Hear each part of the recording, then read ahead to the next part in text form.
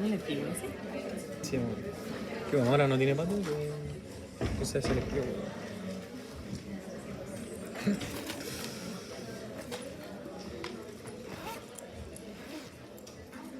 Bien. Laura, Constipación Laura. entonces. Ahí tienen. Ese era mi perro.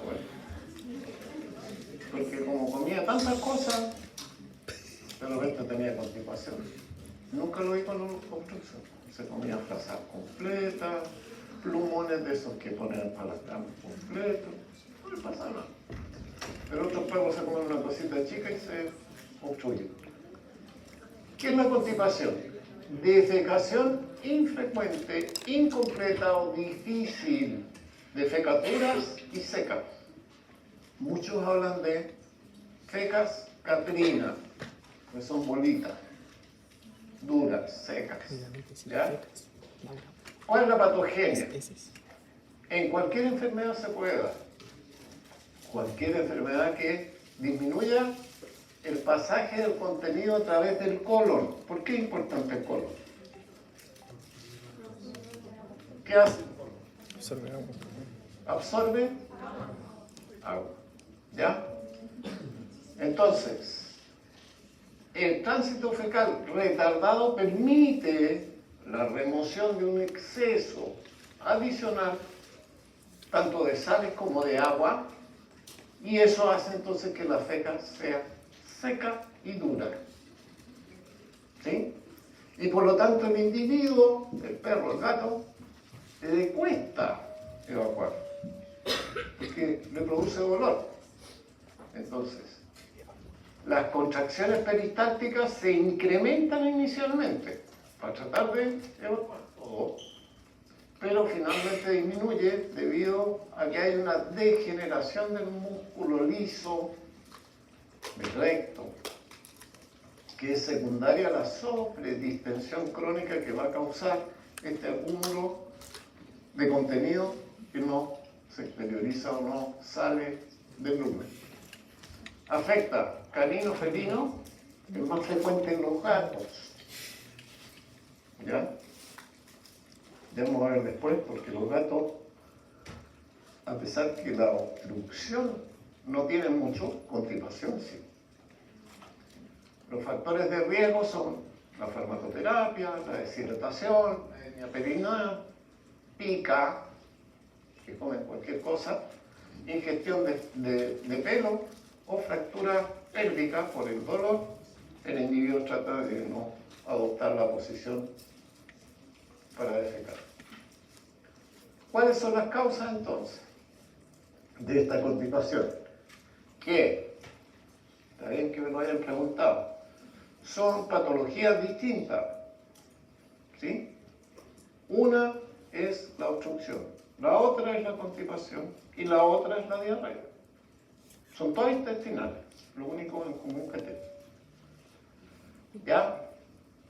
Las causas son disminución de agua en las fecas por deshidratación, puede ser, alteración de la prensa abdominal, que se utiliza para que se evacúe el contenido, ya sea por hernias diafragmáticas, diafragma entonces, hernia del hiatus, ya saben lo que es, y hernia del periné o perianal. ¿Ya?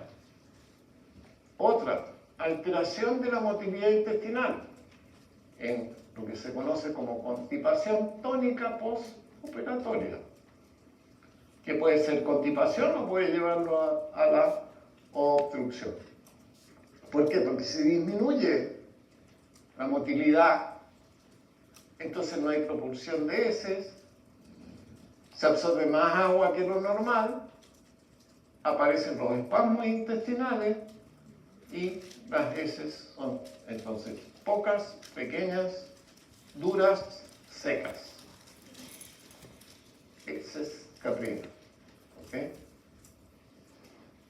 La espástica ocurre cuando hay independencia total de los plexos nerviosos, como en el colon irritable, en el perro y en el hombre, y también en el gato.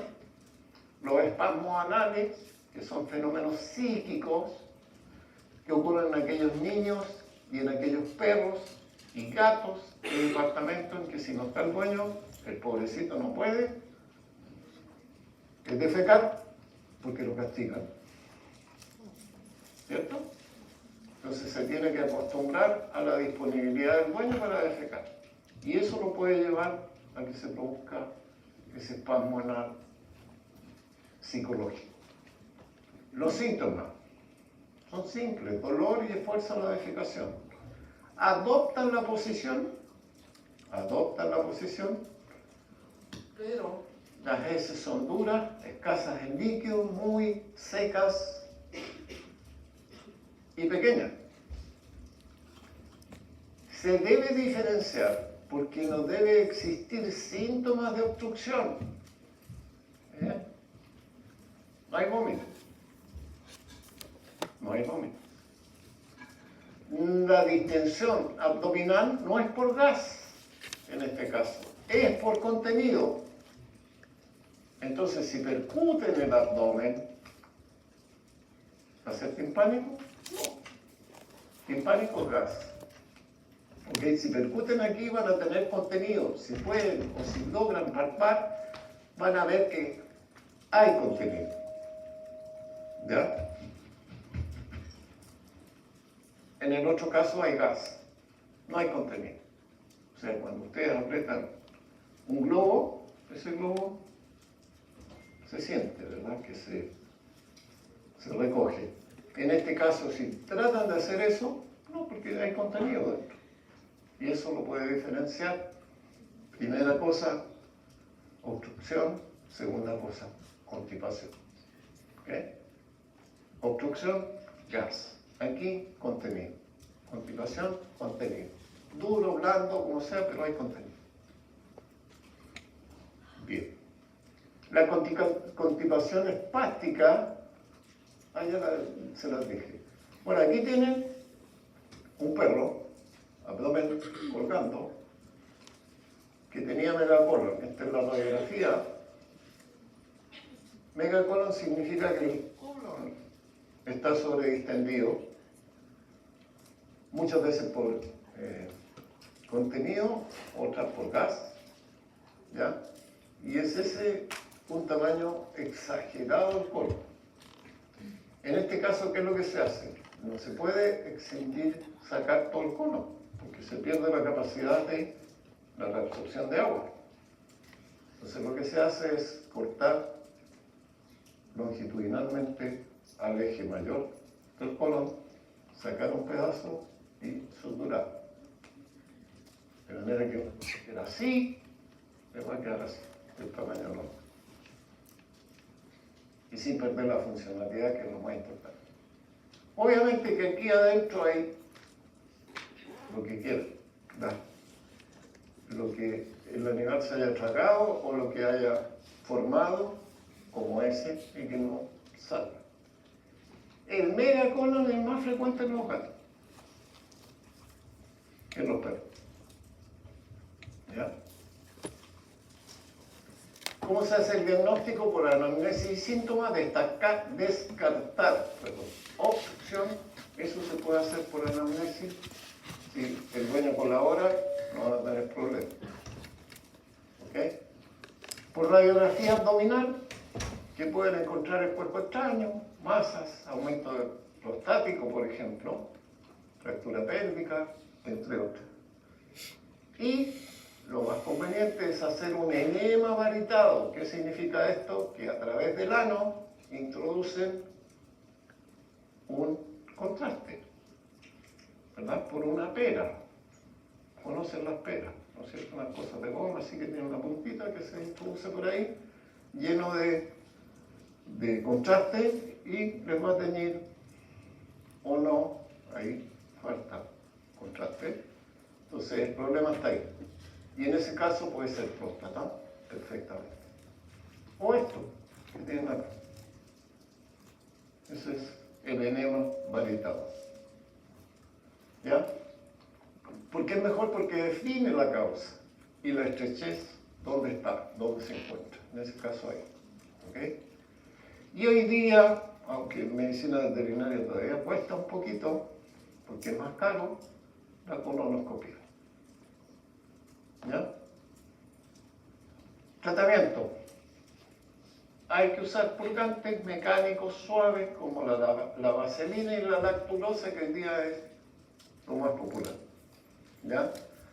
Nunca usen de estos purgantes que son drásticos, porque la primera, claro, uno dice, se destapó. No, porque sale una diarrea explosiva, ¿sí? Pero eso mismo es contraproducente, puede producir espasmo en esa zona del intestino, y con la segunda dosis, porque después no sigue defecando, lo pueden llevar a un ileospástico, o sea, una obstrucción intestinal, paralítica o espástica. ¿Ya? Listo. Vamos con la diarrea. Perdón. Antes, como dos diapositivas, ahí cuando dice independencia total de plexos nerviosos, no entiendo. ¿Qué es lo que no entienden? Independencia de los plexos que inervan zonas del intestino. ¿Ya? Y cuando se ponen independientes pueden aumentarte el peristaltismo o disminuirte. ¿Ya? Que es un poco lo que dijimos ayer con el rumen. Puede ser que aumente el parasimpático o disminuya el simpático, o al revés. ¿Ya? Ese es cuando se dice independencia total de los plexos, es que no están regulados, no están funcionando normalmente. ¿Ok? ¿No hay más? Ya. Diarrea, entonces, como definición, es la frecuencia aumentada y alta en contenido hídrico, que son anormales deposiciones, y es el signo más corriente de una enfermedad intestinal, sobre todo de las enfermedades infecciosas, pero no solo de ellas. ¿Okay? Los tipos de diarrea son aguda o crónica, que pueden ser del perro o el gato. La patogenia se produce cuando la absorción disminuye o cuando la secreción aumenta, o ambas. ¿Se entiende? Y entonces esto ocurre por distintos mecanismos, que son lo que identifica la causa de la diarrea, que puede ser osmótica, secretoria, aumento de la permeabilidad, trastornos de la motilidad, que también intervienen. ¿Ya? Entonces van a tener distintos tipos de diarrea. ¿Ya? Eso normalmente uno dice, es parvo. No siempre. No siempre. Puede ser una diarrea hemorrágica, no necesariamente producida por un virus. Hematoquesia es la hemorragia del digestivo bajo y se ve manchas alrededor del ano. ¿Okay?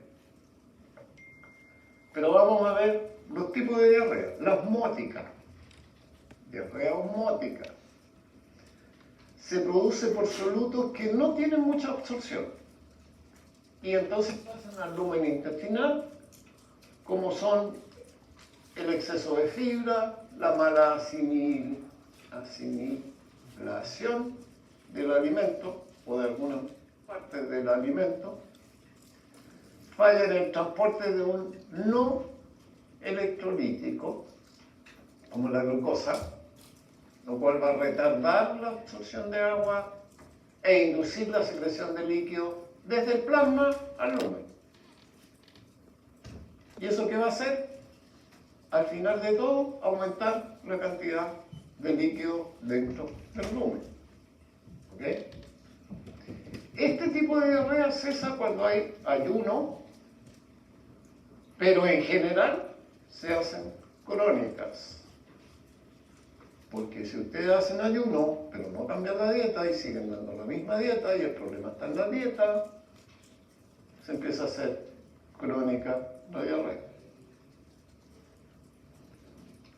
Segundo tipo es la secretoria. En este caso hay aumento en la secreción de líquido y electrolito, ¿ya? A un ritmo exagerado, con algunos factores como las enterotoxinas, hormonas gastrointestinales, prostaglandinas, parasimpáticos, serotonina, ácidos biliares, ácido graso hidroxilado. Y esta sí no se resuelve con ayuno. Aquí hay que buscar la causa, eliminar la causa y tratar la diarrea. Otro tipo es el aumento de la permeabilidad, que es producida por cambios en la superficie, es decir, anormalidades de las membranas de la mucosa intestinal, aumento del tamaño de los poros, lo cual aumenta el flujo secretorio, y pueden ser causados por mediadores químicos y procesos inflamatorios. Es decir, aquí entrarían las alergias alimentarias, la mayoría. Y la última, trastornos de la motilidad. Cualquier combinación que aumente o incremente la peristalsis anterógrada o la reducción de la inversa y la segmentación rítmica nos va a llevar un aumento en el paso del contenido a través del lumen y la evacuación. ¿Y eso significa qué? Que va a estar menos tiempo en el colon, por lo tanto va a extraer el colon menos líquido y el contenido que va a defecar el perro es como esto que hay acá, o eso. Y eso es diarrea. Las causas generales: exceso o aumento de la secreción, mala absorción de los productos de la digestión, y en cualquiera de ellos la capacidad compensatoria del colon está condicionada por el tiempo de permanencia del contenido intestinal. Entonces, mientras más rápido pase por ahí, por una parte, más líquido va a ser la S o la feca, o al revés. Mientras mayor contenido hídrico tenga el contenido del lumen, menos va a poder rescatar el colon. Y por lo tanto, el contenido que va a defecar ese animal va a ser entre pastoso y líquido. Aquí tienen enteritis catarral hemorrágica y parvovirus. Son muy parecidos. Las causas: abuso dietético, ¿ya? Alimentos descompuestos, ingesta excesiva, cambios de dieta, intolerancia dietética, que es súper difícil darse cuenta en los animales porque hay que investigar mucho para llegar a saber cuál es el problema que tiene en su dieta.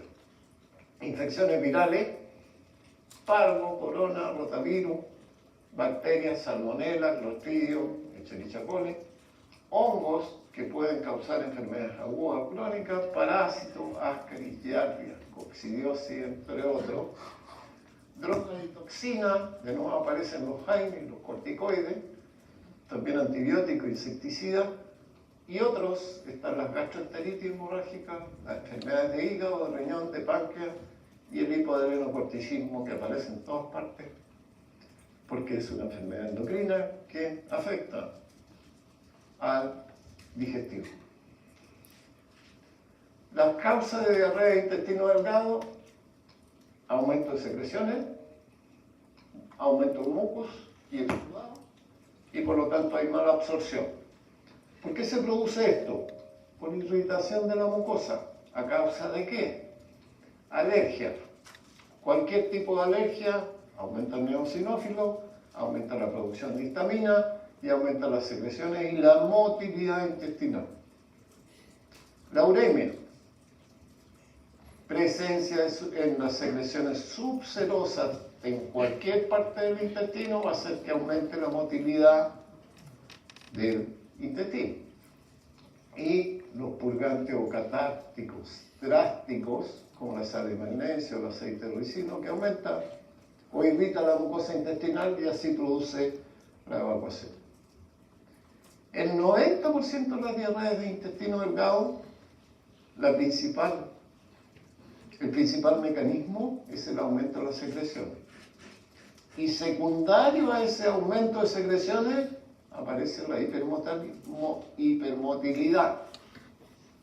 En el 10% restante, que tiene causas muy específicas, la motilidad es lo más importante y después le siguen las secreciones. ¿Ya? Entonces, segunda causa es la hipermotilidad, que se presenta en 3 casos.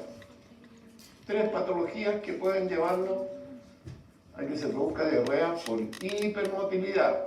El hipertiroidismo, en que aumenta la actividad muscular de todo el organismo y por lo tanto también la del intestino. Las nerviosas, sobre todo la estimulación vagal, que aumenta la motilidad intestinal, hace el tránsito, no hay buena absorción ni digestión y por lo tanto aumentan las secreciones y la evacuación es mucho mayor que lo normal, con características de ser pastosas o líquidas. Disminución del péptido inhibidor gástrico, lo mencionamos cuando vimos estómago. Aumenta la motilidad y por consecuencia el vaciamiento gástrico se hace acelerado, pasan alimentos mal digeridos a intestino. Ojo, disminución del péptido inhibidor gástrico. Porque si aumenta el péptido inhibidor gástrico, entonces la cosa es al revés.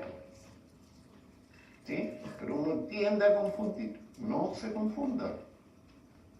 El péptido inhibidor gástrico lo que hace es disminuir la motilidad, disminuir el vaciamiento, pero cuando disminuye, pasa al revés. ¿Ya? El síndrome de mala absorción ahora, ¿ya? Ocurre por múltiples causas. En este caso hay pérdida de metabolitos, mala absorción y digestión de la grasa. Y esta grasa sale en la heces sin digerir. Y ese fenómeno se conoce como esteatorrea, presencia de grasa en las heces o fecas, que son líquidas, más encima. ¿Cuáles son las causas de este síndrome de mala absorción? Disminución de las enzimas pancreáticas, de las lipasas específicamente, que tiene que ver con la emulsificación de las grasas, y si no se emulsifican, siguen de largo y salen en las heces. Disminución de la producción de bilis, ¿ya? Por ejemplo, cuando hay cálculos en la vesícula. Disminución del movimiento de mezcla de los alimentos que son pendulares, segmentarios y peristálticos. ¿Ya? Esas 3 causas hacen que, en el fondo, las grasas no se emulsifiquen, no se absorban y pasen a través de este conducto a formar parte de las heces, porque no se digieren. Los signos clínicos entonces son aumento de secreciones intestinales, mala digestión y aumento del tránsito intestinal. ¿Ya? ¿Cuándo puede ocurrir? En resección, cuando cortan un pedazo de intestino, lo sacan por una obstrucción o por lo que sea, por un cáncer intestinal, o necrosis de la mucosa intestinal. ¿Qué consecuencias tiene? El contenido no se absorbe y aumenta la secreción, la motilidad y por lo tanto tenemos diarrea, pero en este síndrome de mala absorción se llama esteatorrea porque tiene grasa. Y es grasa que se está pudriendo, entonces maloliente. ¿Qué otro factor constituye o contribuye? El factor bacteriano viral, parvovirus, distemper u otro virus.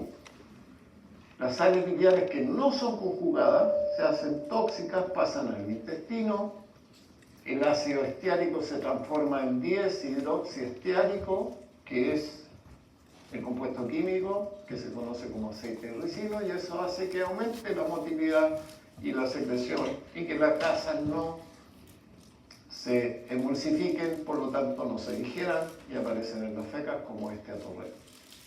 ¿Ya?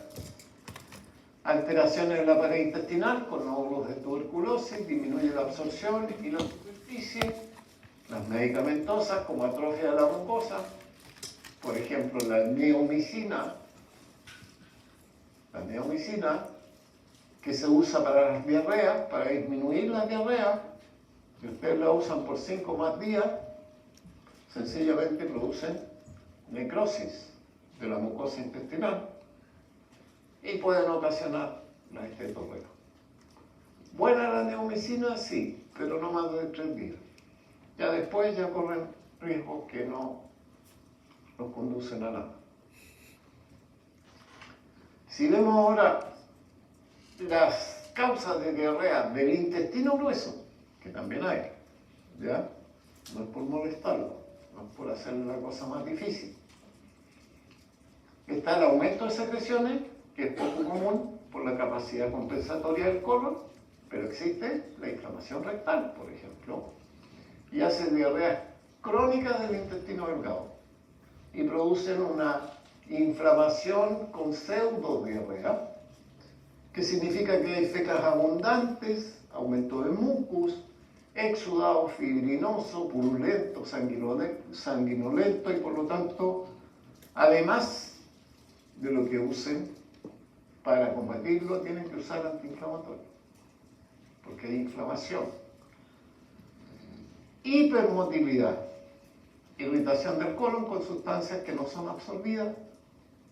Si aumenta la motilidad, entonces hay menos tiempo de absorción de agua por el colon y tenemos diarrea. Resección intestinal por una obstrucción. ¿Ya? Disminuye la capacidad compensatoria del colon, disminuye la superficie de absorción y por lo tanto tenemos diarrea. Capacidad compensatoria de absorber líquido o agua del colon. Bacterias o toxinas. Irritación, aumenta la secreción, aumenta el tránsito intestinal y tenemos entonces fecas líquidas. Consecuencia de la diarrea. ¿Ya? La deshidratación es una de las causas más frecuentes en que se produzca deshidratación por diarrea. Esteatorrea disminuye la absorción de las grasas y eso los lleva además a que disminuye la absorción de vitaminas liposolubles, donde está la A, que regenera epitelio, la D, que interviene en la absorción del calcio, y la K, que participa en la coagulación sanguínea, y la E, que disminuye el envejecimiento celular. ¿Ok? Entonces, si esto está disminuido, si no se absorben las grasas, no se absorben completamente las vitaminas liposolubles, entonces vamos a tener hemorragia, vitamina K, alteraciones cutáneas, vitamina A, y de los epitelios, vitamina A, y tenemos glositis. ¿Sí? ¿Se acuerdan lo que era? Disminuye la absorción de calcio y entonces se produce osteomalacia, fragilidad ósea de ese animal, porque falta el calcio. ¿Ok? Otra consecuencia más es la desnutrición. Hay pérdida de hidratos de carbono y de proteína, lo cual lleva al animal a caquexia, que es cuando el músculo ya se empieza a disminuir, la masa muscular ya se empieza a perder. ¿Por qué? Porque el organismo, patología 1, primero echa mano de las grasas y después de las proteínas. Entonces se pierde hidrato de carbono y proteína y se llega a caquexia. Pérdida de agua y electrolitos, de balance salino, y por eso se tiene que usar un suero que tenga glucosa y sales minerales. disminuye mucho la absorción del ácido fólico, del complejo B y del fierro. ¿Sí? ¿Se acuerdan dónde se absorbía el fierro? El estómago. ¿Ok? Y entonces se produce anemia megaloblástica, neuritis periférica y anemia ferropriva. Anemia megaloblástica por el ácido fólico que está disminuido, neuritis periférica por el complejo B que está disminuido en la absorción y anemia ferropriva porque disminuye el fierro. ¿Ok? Pregunta. Muy bien. Seguimos con hígado. Me quedan 10 minutos. Y si no les paso este pedacito, después la próxima clase va a ser maratónica.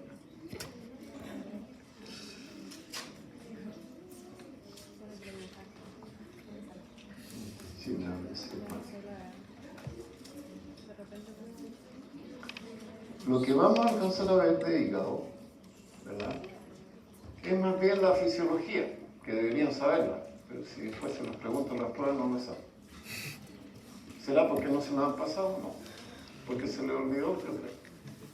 O sea, la pasaron ¿Sí? como en 5 minutos. Entonces el hígado es lo que vamos a ver. Y en la forma general, recuerden el tamaño, el metabolismo, la circulación y las funciones.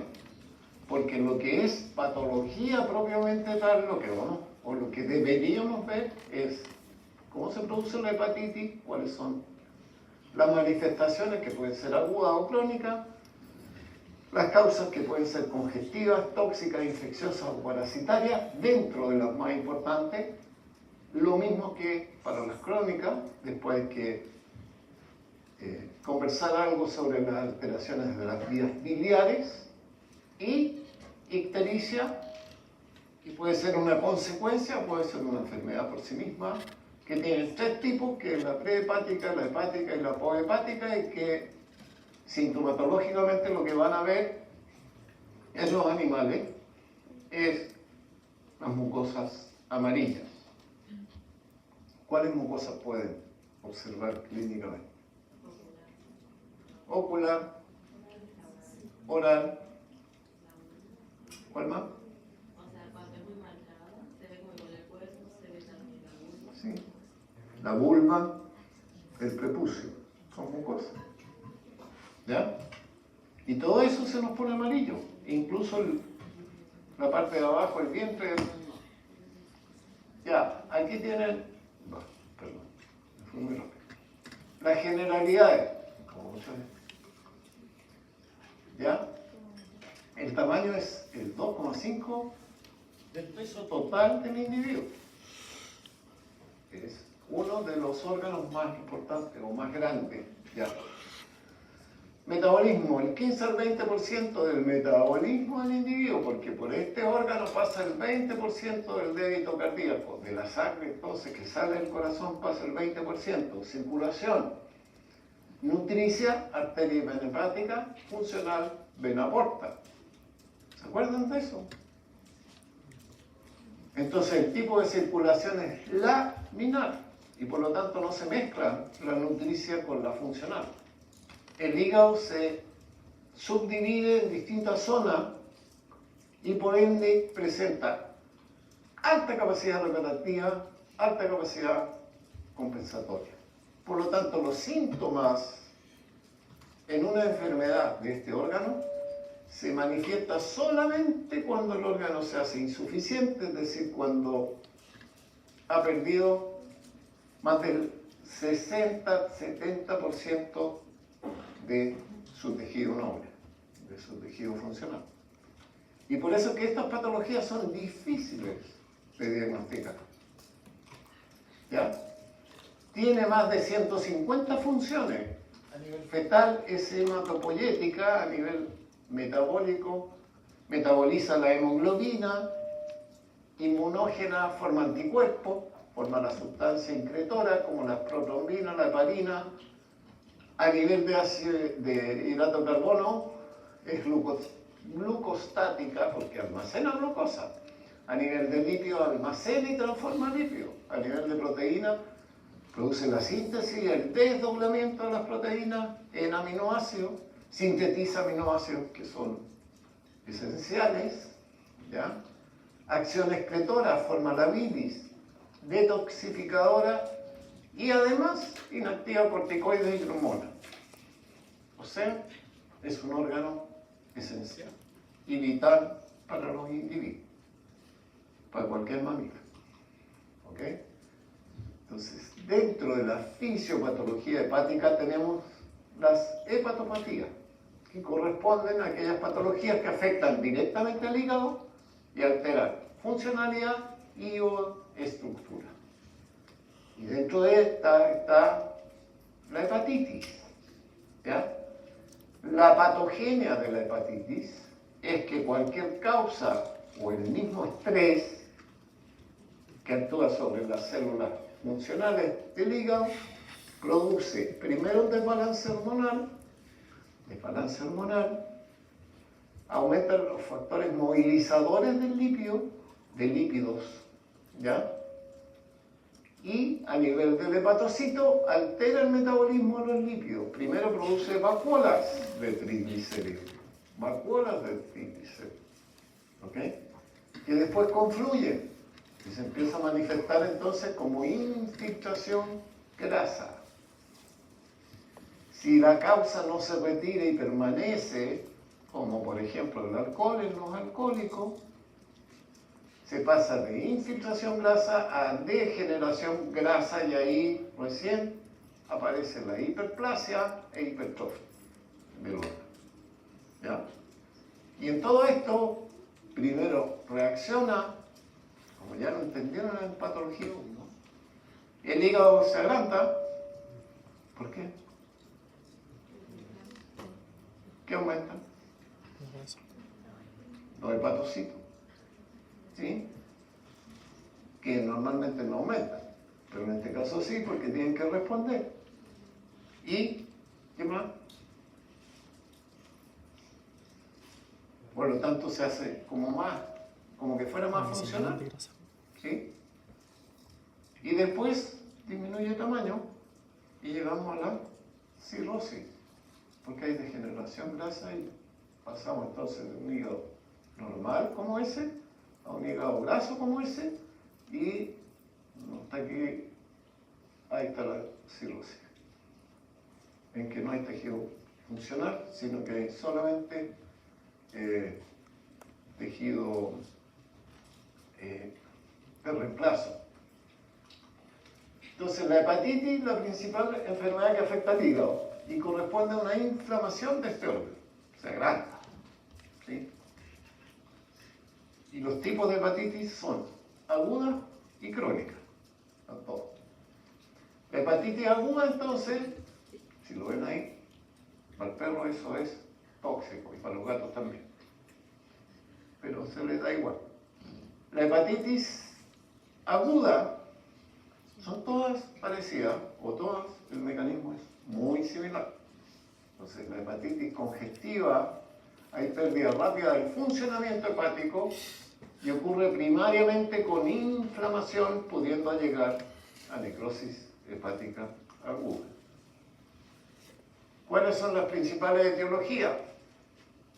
Algunos las conocen ya. Las sustancias químicas, particularmente tóxicos o medicamentos, enfermedades infecciosas, ya sean bacterianas, virales, parasitarias, entre otras, y los tóxicos endocrinos, que también están. Pero hay factores que predisponen a cursar con la hepatitis. Y esos factores son la obesidad, como ese gatito, que es predisponente, pero hay otros que son determinantes, como las comidas en exceso, las comidas en malas condiciones, la mala digestión, el ejercicio o trabajo después de haber consumido una dieta mayor que la habitual. ¿Cuáles son las manifestaciones clínicas? Policolía, que significa que aumenta la bilis en el intestino, fecas oscuras, orina teñida con pigmentos biliares, vómitos biliosos, fiebre, mucosas amarillas. ¿Ya?